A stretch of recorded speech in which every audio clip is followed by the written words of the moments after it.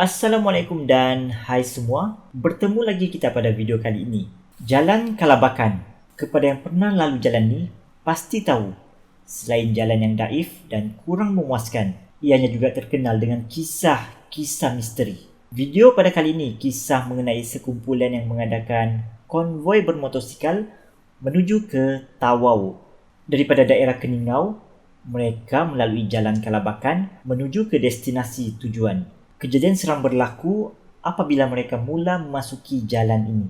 Nak tahu apa yang terjadi kepada sekumpulan konvoi bermotosikal ni? Jom sama-sama layan dan dengar kisah ini. Sebelum tu, pada yang baru temui channel FS ni, klik dahulu butang subscribe untuk mendapatkan notifikasi bagi video yang akan datang.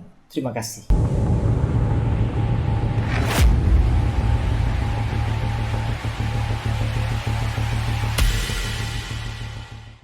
Tergerak hati ingin berkongsi kisah misteri selepas membaca kisah-kisah yang terdapat dalam FS ni. Pertama sekali, nama aku AJ dan kisah yang bakal aku sampaikan mungkin tidaklah seram mana, panjang sedikit dan mungkin membosankan.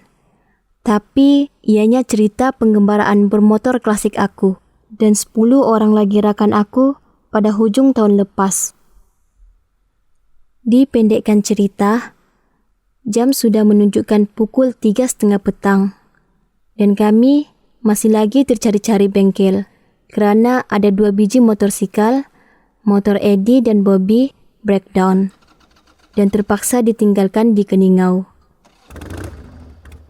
Selesai menguruskan motor, kami pun meneruskan perjalanan.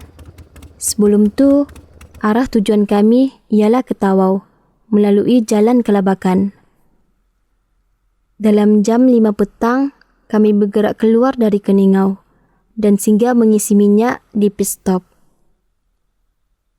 Waktu tu pula, hari sudah semakin gelap.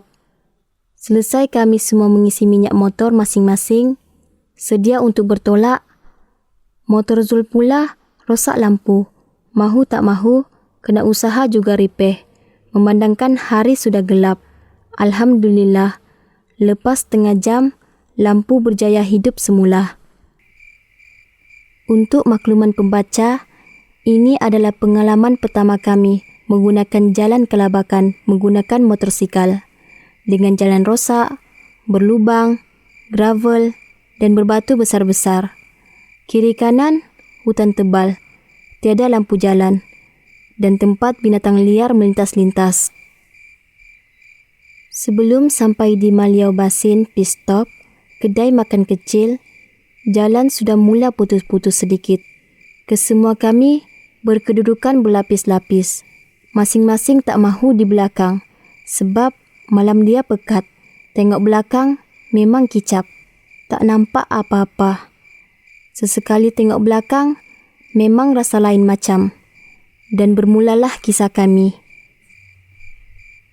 Dona yang pada masa itu mungkin di tengah dan terpisah sedikit dengan rakan lain dalam 2 hingga 3 biji motor. Tersulu di sebelah kiri jalan, separuh kaki berlari masuk semak.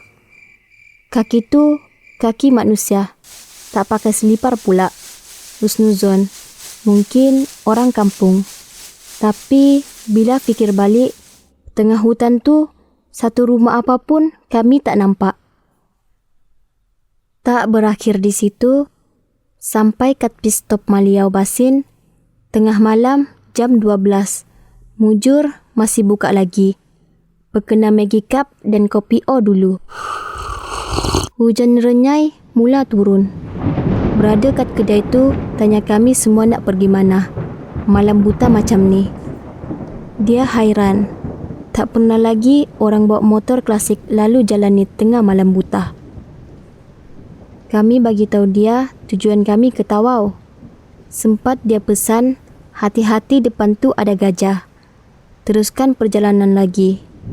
Tak lama lepas tu, aku diterjam makhluk dengan mata bercahaya depan aku. Masa tu, aku jalan depan sekali. Dah panik. Apa pula ni mata berkilau? Rupanya, anjing yang entah dari mana Tiba-tiba ada kat depan aku. Cuak juga kejap. Lepas tu, yes. Memang ada kesan gajah lalu. Hanya Ellie seorang nampak ada 2 ekor gajah dekat tepi jalan. Dan kami semua rugi tak nampak. Masa tu, dah hujan lebat. Jalan mula bertanah kuning dan semakin teruk.